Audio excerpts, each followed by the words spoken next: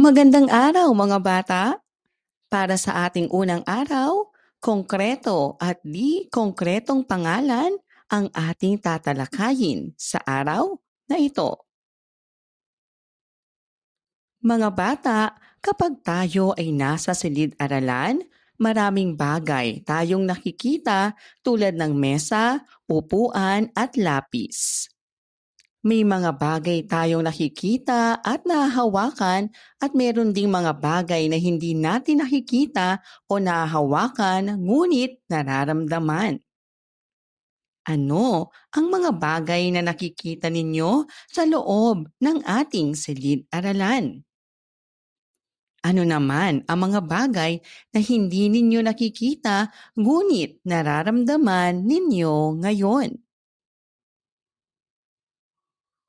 Paano natin masasabi kung ang isang bagay ay konkreto o di konkreto? Konkretong pangalan. Ano ang konkretong pangalan? Ito ay mga pangalan na nakikita at nahahawakan, katulad ng libro, mesa, bola, at aso. Di konkretong pangalan. Ano ang di konkretong pangalan? Ito ay mga pangalan na hindi nakikita o nahahawakan ngunit nararamdaman o naiisip. Katulad na lang ng pagmamahal, saya, lungkot, at takot. Halimbawa, konkretong pangalan, lapis, sapatos, bulaklak, pusa, at bag. At mga di konkretong pangalan ay ang galit, kasiyahan, pagmamahal, pag-asa, at pagod. Gawin natin. Sabihin kung konkreto o di konkreto ang mga sumusunod. Aso, saya, kaibigan, lungkot, lapis. Gawin natin. Piliin ang letra ng tamang sagot. Alin ang konkreto? Alin ang di konkreto? Alin ang konkreto? Ano ang hindi nakikita ngunit nararamdaman? Alin ang konkretong bagay sa paaralan? Gawin natin. Isulat ang tama kung wasto ang ipinahahayag at mali naman kung hindi.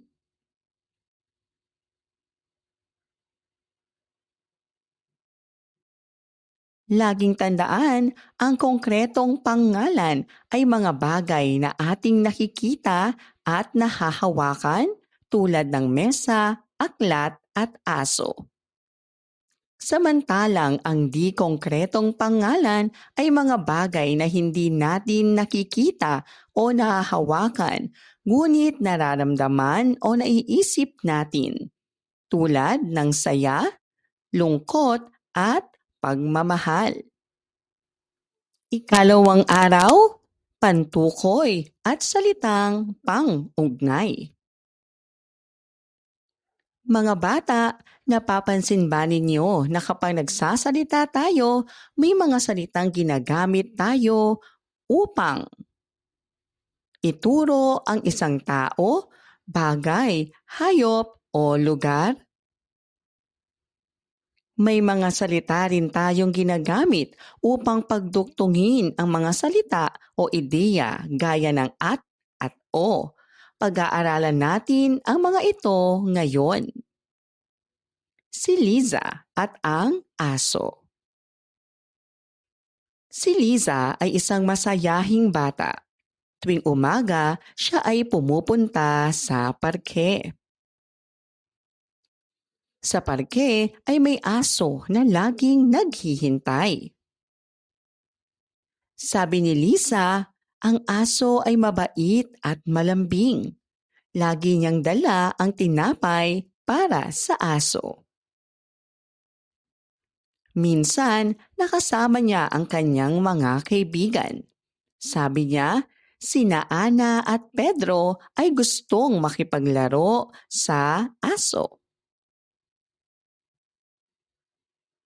Tuwing hapon, uuwi si Lisa at sasabihin ang mga kaibigan ko at ako ay laging masaya sa parke. Sino-sino ang tauhan sa kwento?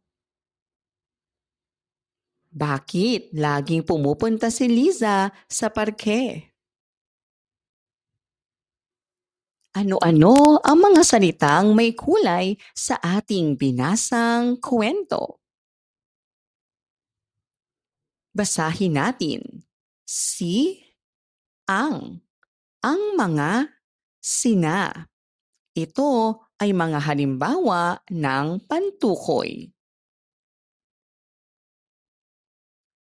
Ano ang pantukoy? Mga salitang ginagamit upang tukuyin ang tao, bagay, hayop o lugar. Mga halimbawa nito ay ang, si, sina, ang mga. Halimbawa sa pangungusap. Si Maria ay magaling umawit. Ang aso ay tumahol. Sina Juan at Pedro ay magkapatid. Ang mga bata ay naglalaro. Ano ang salitang pang-ugnay? Mga salitang ginagamit upang pagduktungin ang mga salita o ideya. Salitang pag-ugnay at ginagamit sa pagsasama ng mga salita. Halimbawa, si Ana at Liza ay magkaibigan. Kakanta at sasayaw ako bukas. Salitang pag-ugnay o ginagamit kapag may pagpipilian. Halimbawa, gusto mo ba ng tinapay o biskwit? Alin ang pipiliin mo? Asul o pula? Gawin natin. Isulat ang tama kung wasto ang ipinahahayag at mali naman kung hindi.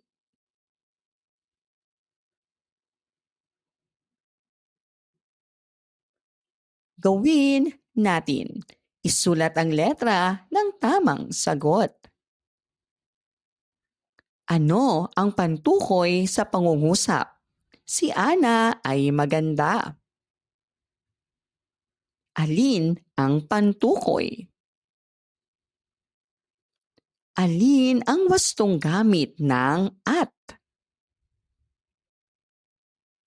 Alin ang wastong gamit ng o? Tukuyin ang pantukoy. Ang mga bata ay nag-aaral.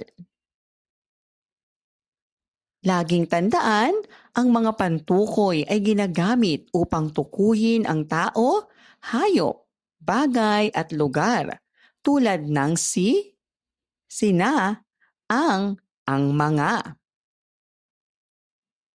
Ang mga pang-ugnay naman tulad ng at o ay ginagamit upang pagduktungin ang mga salita o ideya. At ay para sa pagsasama, samantalang o ay para sa pagpipilian. Ikatlong araw, salitang may diptongo. Magandang araw mga bata! Alam nyo ba na may mga salita na kapag binigkas natin ang tunog ng dalawang titik ay nagsasama sa iisang pantig? Basahin natin. Araw at buhay. Tuwing umaga, sumisikat ang araw, nagbibigay ng liwanag sa bawat bahay. Masaya ang bata kapag may sayaw. Sa musika'y pumapalo ang ating kamay. Sa hardin may ibong umaawit ng tunay, nagpapaalala na mahalaga ang buhay. Sa gabi naman sisikat ang buwan, gabay sa daan, saan man magpunta't lumipad. Ano-ano ang mga salitang may kulay sa tulang ating binasa? Ating basahin. Araw, sayaw, tunay, bahay, kamay, buhay. Ang mga salitang ito ay tinatawag nating salitang may diptongo. Ano ba ang diptongo? Ang diptongo ay binubuo ng patinig na a, e, i, o, u na sinusundan ng malapatinig na y o w sa loob ng isang pantig. Halimbawa nito ay araw, sayaw, sisiw, palay, giliw, bahay, agiw. Gawin natin. Isulat ang tama kung wasto ang ipinahahayag at mali naman kung hindi.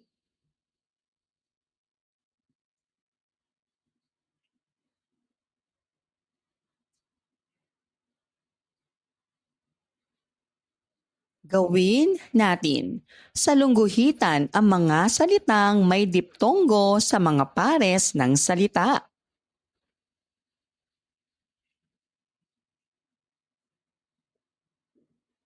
Gawin natin. Isulat sa loob ng kahon ang mga salitang may diptongo.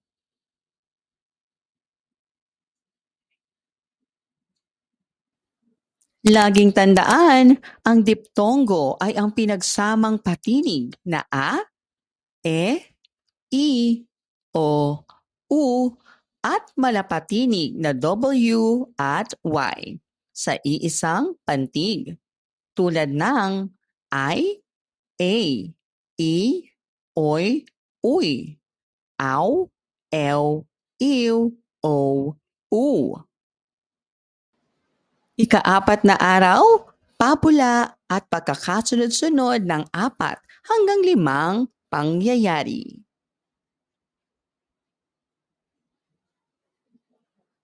Mga bata, paborito ba ninyong makinig ng mga kwento?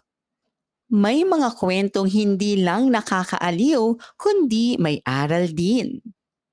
Sa araling ito, matututo tayong magkwento ng mga pangyayari sa tamang pagkakasunod-sunod. Ano ang madalas mong gawin kapag may nagkwento sa'yo? Paano mo malalaman kung alin ang una, pangalawa o huling nangyari sa kwento? Ano ang nararamdaman mo kapag may natutunan kang aral mula sa isang kwento? Alam mo ba na maaaring mga hayop ang maging bida sa isang kwento? Katulad na lamang ng silanggam at si tipaklong, ang pagong at ang matching. Ang kwento na si pagong at kuneho, ang buwaya at ang matching. Ito ay mga kwentong ang bida ay mga hayop at tinatawag nating pabula. Ano ba ang pabula? Ang pabula ay maikling kwento kung saan ang mga tauhan ay mga hayop na kumikilos at nagsasalita na parang tao. Ang mga kwentong ito ay nagbibigay ng aral o magandang asal. Basahin natin. Ang pagong at ang matsying. Isang araw, nakakita ng puno ng saging ang pagong at ang matsying. Pinutol nila ito at hinati. Kinuha ng matsying ang itaas na bahagi samantalang ugat naman ang nakuha ng pagong. Hindi tumubo ang sa matsying, ngunit tumubo at namunga ang sa pagong. Nang nagutom ang matsying, gusto niyang kunin ang bunga ng pagong, ngunit siya ay naparusahan. Ano ang aral na natutuhan mo mula sa kwento? Pagsunod-sunodin natin ang mga pangyayari sa kwento. May pagong at matsying na nakakita ng puno ng saging. Pinutol nila ito at hinati.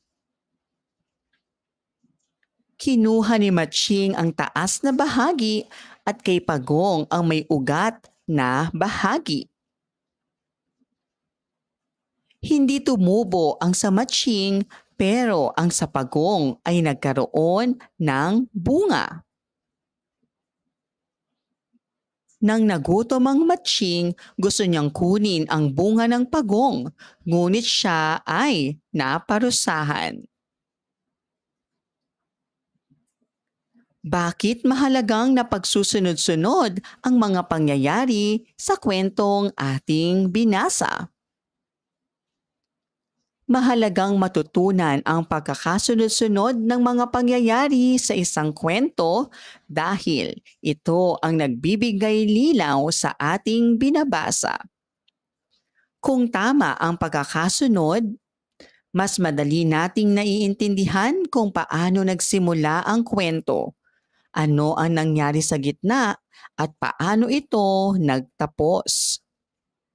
Gawin natin. Basahin ang mga papula at pagsunod-sunurin ang mga pangyayari. Ang pagong at ang kuneho. Isang araw, nagyabang ang mabilis na kuneho na walang hayop ang tatalo sa kanya sa karera. Tinawag niya ang pagong at hinamon. Tinanggap ng pagong ang hamon kahit mabagal siya. Nagsimula ang karera at mabilis na tumakbo ang kuneho. Iniwan niya ang pagong at nagpasya muna siyang matulog. Samantala, dahan-dahan ngunit tuloy-tuloy ang pagong. Habang mahimbing ang tulog ng kuneho, unti-unti itong nakarating sa dulo. Nagising ang kuneho at tumakbo, pero huli na. Nauna ang pagong. Pagsunod-sunod rin ang mga pangyayari. Si Langgam at si Tipaklong. Isang araw ng tag-init, abala si Langgam sa pag-iipon ng pagkain. Samantala, si Tipaklong ay naglalaro, kumakanta at nagsasaya lamang sa ilalim ng araw. Dumating ang tag-ulan. Wala nang makain si Tipaklong at basang-basa pa siya. Samantalang si Langgam ay masaya at busog sa kanyang naipong pagkain. Nang magutong si Tipaklong, nagpunta siya kay Langgam at humingi ng tulong. Tinanggap siya ni Langgam at tinuruan na dapat maghanda habang maaga. Pagsunod-sunurin ang mga pangyayari. Laging tandaan, ang mga pabula ay mga kwentong nagbibigay aral gamit ang mga hayop bilang tauhan. Sa pamamagitan ng mga pabula, natututo tayo ng mahalagang aral sa buhay gaya ng kasipagan, pagtitiyaga at pakikipagkapwa. Mahalaga ang pagsunod sa tamang pagkakasunod-sunod ng mga pangyayari upang maunawaan ang buong kwento. Maraming salamat po sa inyong panonood at pakikinig. Hanggang sa muling pag-aaral ng asignaturang Filipino. Paalam!